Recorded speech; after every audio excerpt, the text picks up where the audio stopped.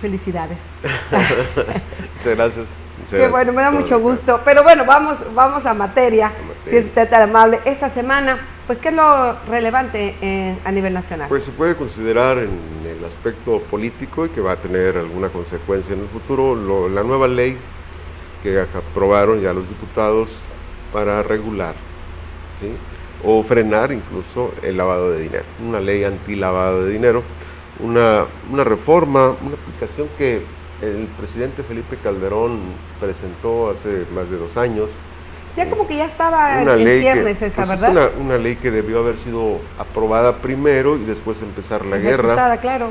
Porque precisamente por esa ausencia de esa ley, muchos actores que participan dentro de la delincuencia organizada, pues no los pudieron controlar o no los pudieron regular. Y ahora con esta nueva ley, bueno, el gobierno intenta frenar o disuadir un poco a las integrantes de la delincuencia organizada, sobre todo en los giros más lucrativos, que son el tráfico de drogas, el tráfico de armas y el tráfico de personas.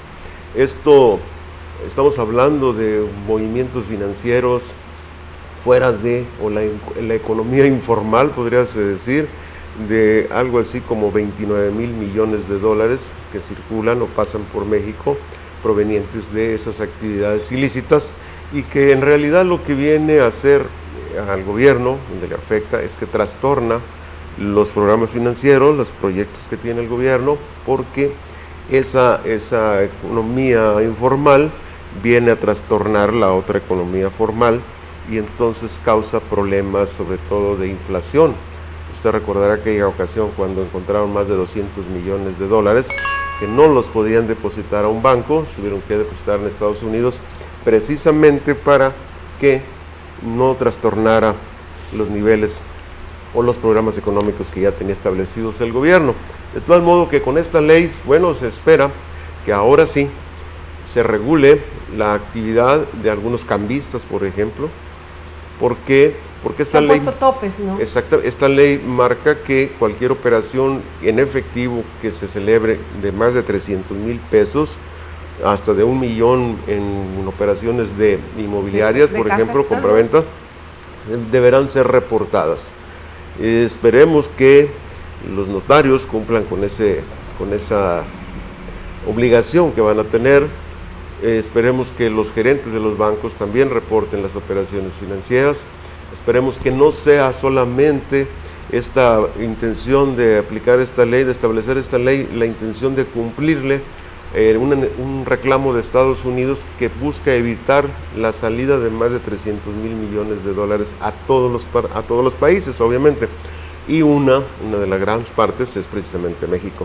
Si solamente es para cubrir el requisito, entonces las cosas en México seguirán igual, como ocurre en algunos bancos donde los gerentes no reportan las operaciones o las fraccionan con algunos cambistas, operaciones de 20, 30 mil dólares, pues las hacen de a 5 y de esa manera evitan el reporte.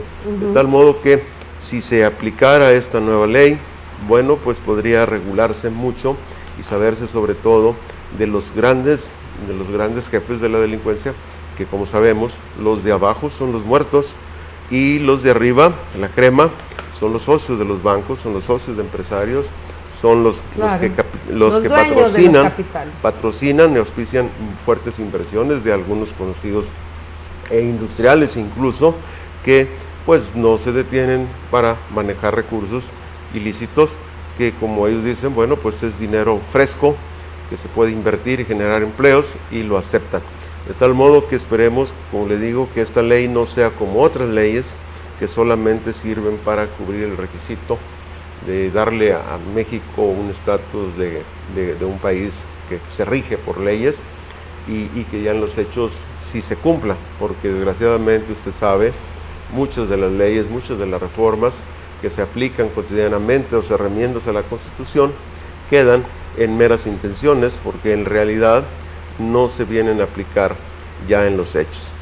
Lo que lamentablemente sí se aplica es lo que afecta a los ciudadanos, y le quiero mencionar, el día de ayer debió haber sido otro gasolinazo, que va a 11, no sé qué, que va a terminar en el 2014 y que debe llegar a 14 pesos el litro de gasolina. Vea usted o cualquier ciudadano que esté escuchando, cheque sus recibos de luz, compárlos hace 3, 4 meses o hace un año y se dará cuenta que los incrementos son despiadados y desgraciadamente esos acuerdos, esos programas sí se aplican y los otros, de los que les menciono, las otras reformas a la ley, se hacen al disimulado y las cosas siguen igual, porque en México se cambia, se adecúan para que todas las cosas sigan igual. Sí, lamentablemente las 30 familias dueñas de este país, como usted dice, pues siguen teniendo el poder y pues siguen haciendo lo que mejor les plazca, claro. Accionan, hacen, pero pues a los de a pie es a los que siempre nos pasan a cuchillo, ¿no? Creo que esta ley, como usted dice, ahora ya decretada como ley, esta iniciativa tenía 2 años. 2 años. Que ninguna operación en efectivo puede hacerse más de 100,000 pesos en cualquier transacción. Va a frenar efectivamente, pero siempre encontrarán la forma.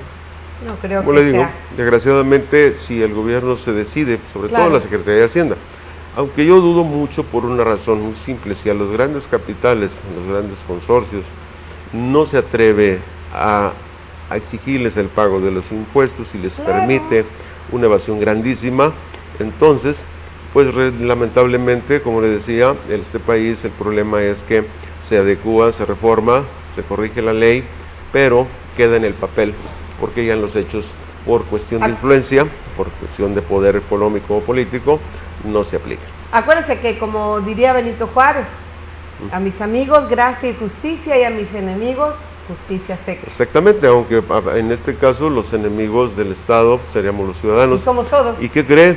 Tenemos 500 diputados que nos representan. Mi vida, mi vida. Que el pasado proceso anduvieron prometiendo defender y representar a los ciudadanos en el Congreso. Conozco uno que, por ejemplo, asusó, no es otra la palabra, asusó a los al comisariado y a los comuneros de San Francisco, diciéndoles que sí, que fueran por una propiedad que estaban invadiendo, que él los defendía. El ex comisariado ahora en la cárcel y no hay ni quien lo defienda, pero bueno, ya llegaremos al tema local. De ese tema ya me llegó alguna información, ¿sí? Y quiero decirle que presenta una curiosa estado de la aplicación de la ley. Vamos, la celeridad con que se actuó en contra de ese comisariado sorprende si la comparamos con otra de otros despojos similares o intentos de despojo de apropiación indebida. El caso del despojo aquel de Agromedia con una señora de aquí, donde participan algunos políticos y que está detenido por la influencia de algún abogado poderoso.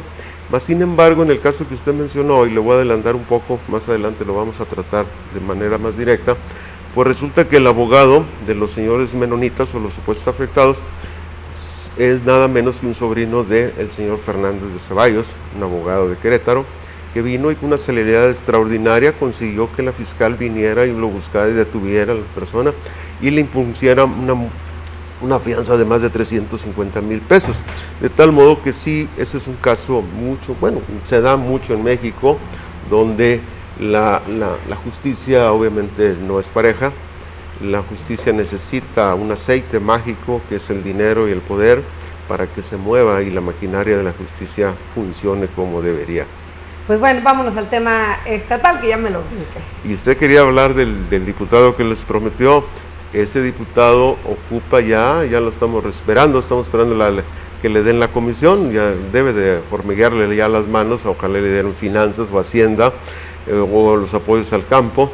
Este diputado, sí, que va a ocupar la curul, la M466, se lo cito por si alguien quiere ir a visitarlo o alguien le quiere llevar alguna solicitud o algo, exactamente, o pedirle una recomendación para algún alcalde y que los incluyan en la nómina, que eso es lo más común que se está dando ahorita. Pero bueno, ese será otro tema.